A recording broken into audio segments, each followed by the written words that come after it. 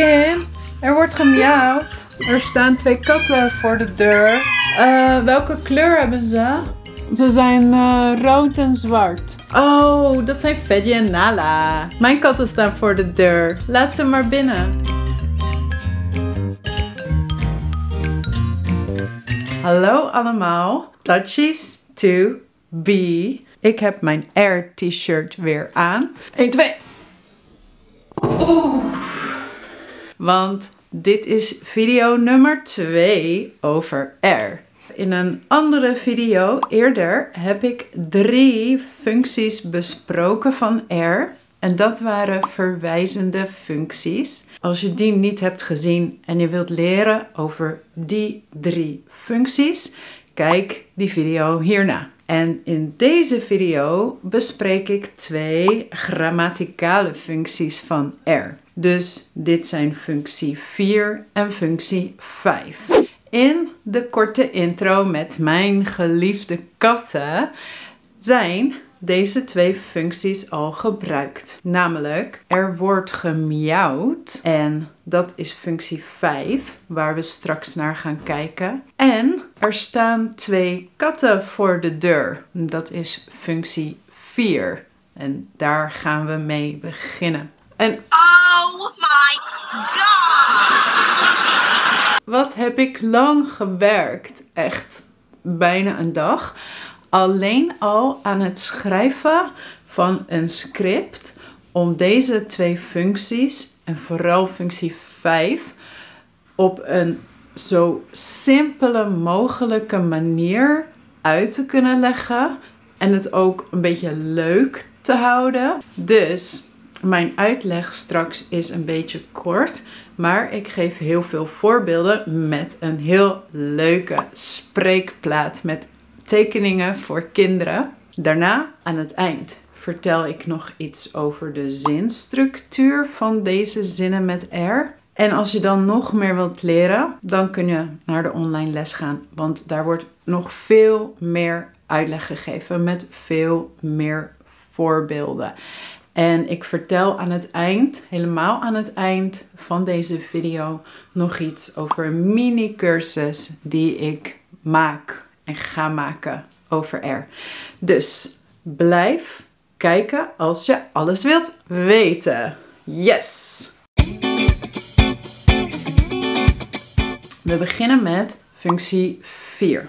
En zoals ik zei, was er een voorbeeld van in de intro. Er staan 2 katten voor de deur. En dit is een functie van Air, waarbij Air het indefiniete subject introduceert of vooruit wijst naar een indefiniet subject. Even kort, wat is het verschil tussen een indefiniet subject en een definiet subject? En laten we daarvoor kijken naar dus er staan katten voor de deur en het zijn Veggie en Nala. Mijn katten staan voor de deur. Katten is indefiniet, want we weten nog niet uit de context welke katten het zijn. En mijn katten is definiet bepaald, want nu weten we wel welke katten het zijn. Je kunt ook iets zeggen van er staan veel katten, er staan geen katten. En met mijn katten of de katten, je kunt daarmee altijd een zin beginnen. De katten staan voor de deur, mijn katten staan voor de deur. Dat is geen probleem. Maar in het Nederlands, als je dus een indefiniet subject hebt, dan beginnen we de zin altijd met er. Dus er is een soort tijdelijk subject dat het indefiniete subject introduceert. Dus in het kort, dat was functie 4. Nu functie 5. En het voorbeeld was, er wordt gemiauwd. Dus je hoort dat er katten aan het miauwen zijn. En je zegt, hey, er wordt gemiauwd. Dit is de functie van er in een passieve zin. En in dit geval is er het grammaticale subject van de zin.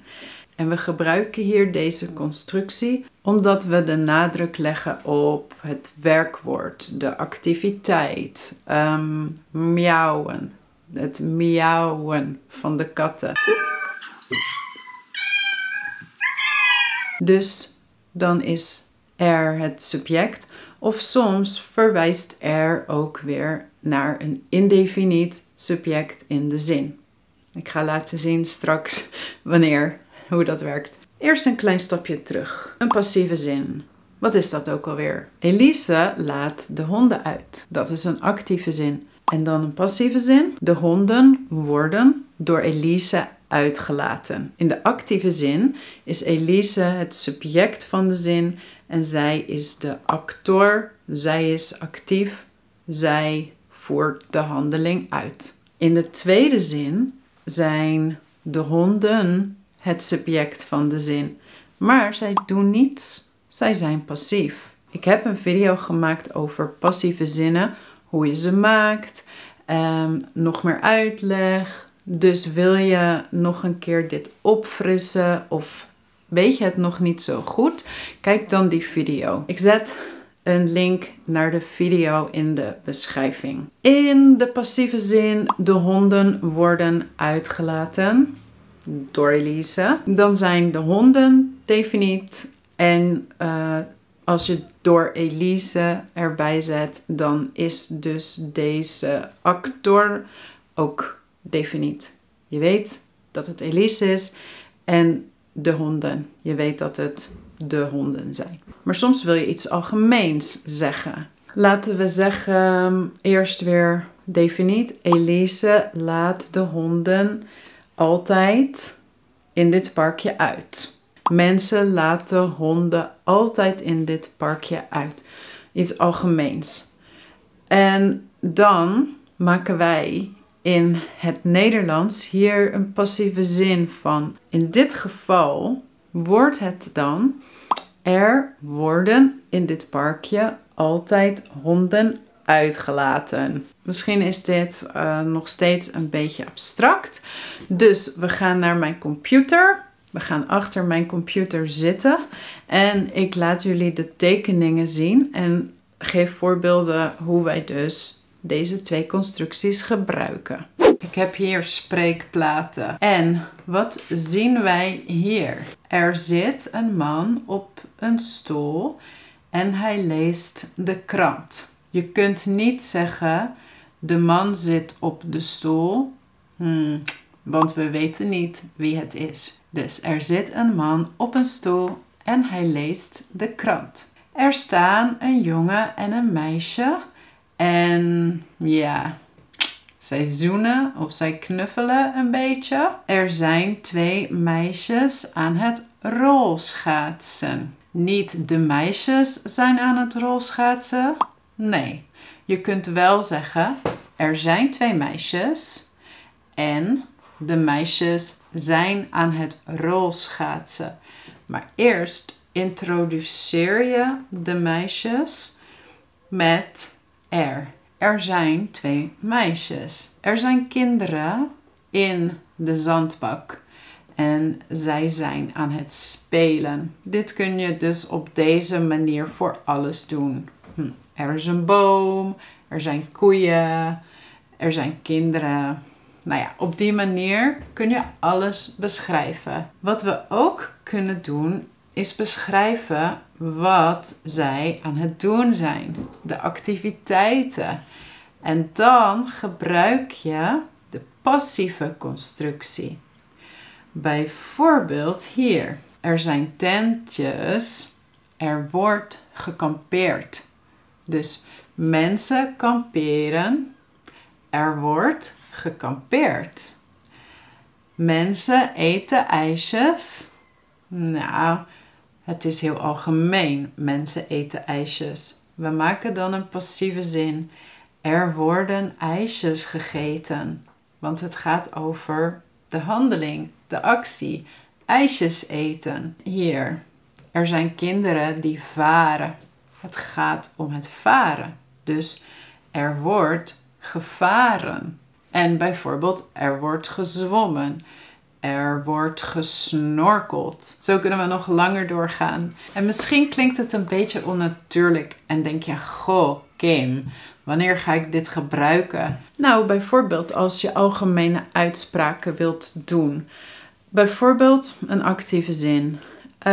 Mensen eten tegenwoordig steeds meer junkfood. Dus mensen is algemeen. En als we dan een passieve zin maken, dan zou het eerst letterlijk zijn: meer junkfood wordt tegenwoordig gegeten. Maar meer junkfood is dus weer indefiniet. Dus beginnen we weer met er. Er wordt tegenwoordig steeds meer junkfood gegeten. Tussen haakjes, door mensen. Door mensen, dat is dus algemeen. Weg. Een andere actieve zin. Men fietst veel in Nederland. Men is een ander woord voor mensen. Men fietst veel in Nederland. Hier gaat het over de activiteit fietsen. En dus, zoals je zag, maken wij een passieve zin ervan. Er wordt in Nederland veel gefietst. Tussen haakjes, door men. Algemeen, weg. Er wordt in Nederland veel gefietst. Als laatste wil ik nog iets zeggen over de zinsstructuur. Zoals je zag begon bijna elke zin met er. Er, het werkwoord, het echte subject en de rest van de zin. Soms kun je het echte subject ergens anders in de zin zetten. Bijvoorbeeld bij actieve zinnen. Ik had het voorbeeld gegeven, er staan 2 katten voor de deur. Dus er staan 2 katten voor de deur. Maar je kan wel zeggen ook, er staan al heel lang 2 katten voor de deur. Hey. Dit is in contradictie met de regel dat het subject altijd in hoofdzinnen naast het werkwoord moet staan.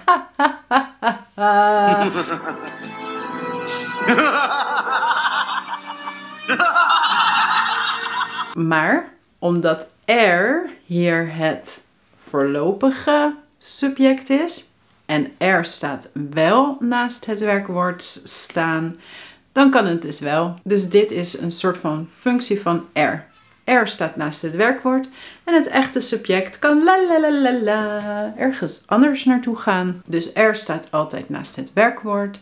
Dat kan ook betekenen dat in een vraag, bijvoorbeeld, staan er 2 katten voor de deur? Wie staan er voor de deur? Dus dat nog steeds er naast het werkwoord staat. En dat geldt ook voor inversie. Bijvoorbeeld, er stonden gisteren 2 katten voor de deur. En dan er en gisteren, die kunnen ook nog omwisselen.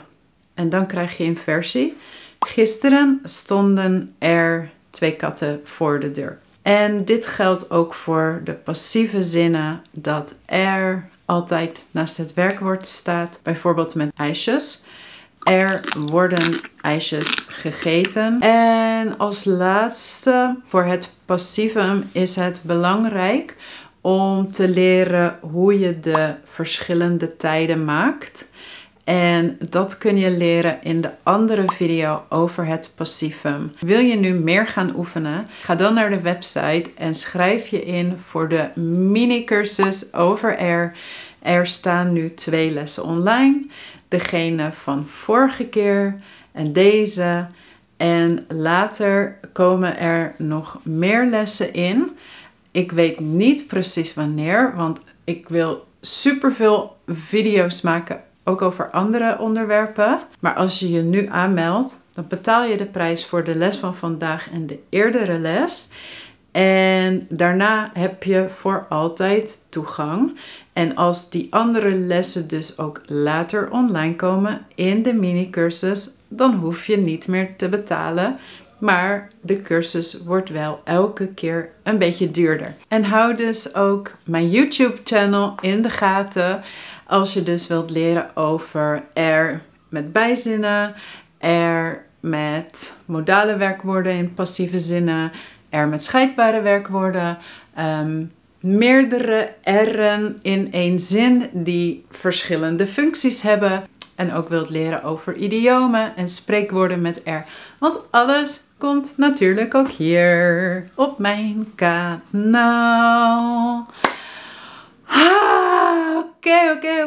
Oké. Ja, het laatste. Een beetje huiswerk. Er komen straks 2 zinnen in beeld. En je mag deze herschrijven en R gebruiken. En dit in de reacties zetten. Zin nummer 1 is... Ja, zin nummer 1 is... Mensen kijken steeds meer Netflix. En nummer 2 is... Veel Nederlandse lessen staan op YouTube. Nou, dat was het. Er is niks meer te zeggen. Nou, ik wens jullie super veel succes. En natuurlijk een heel fijne dag. En tot snel. Doei!